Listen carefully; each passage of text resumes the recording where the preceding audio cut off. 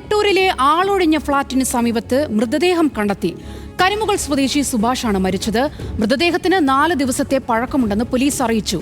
ഫ്ളാറ്റിൽ ഒറ്റയ്ക്ക് താമസിച്ചിരുന്ന സുഭാഷ് കാലുവഴുതി താഴെ വീണതാകാം എന്ന പ്രാഥമിക നിഗമനത്തിലാണ് ഇപ്പോൾ പോലീസ്.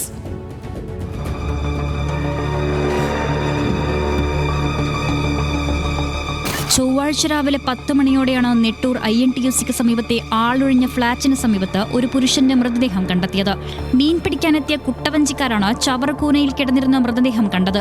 തുടർന്ന് പോലീസിൽ വിവരമറിയിക്കുകയായിരുന്നു. പോലീസ് നടത്തിയ പരിശോധനയിലാണ് മൃതദേഹം കരിമുകൾ സ്വദേശി സുഭാഷിന്റേതാണെന്ന് തിരിച്ചറിഞ്ഞത്.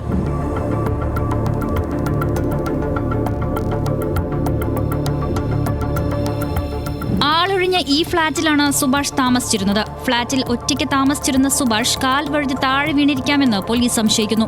സാമ്പത്തിക പ്രശ്നങ്ങളെ തുടർന്ന് പലപ്പോഴായി സുഭാഷ് വീട്ടിൽ നിന്ന് മാറി നിൽക്കാറുണ്ടായിരുന്നു.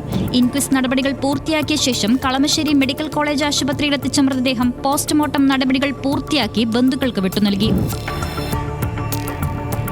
ന്യൂസ് മലയാളം, കൊച്ചി.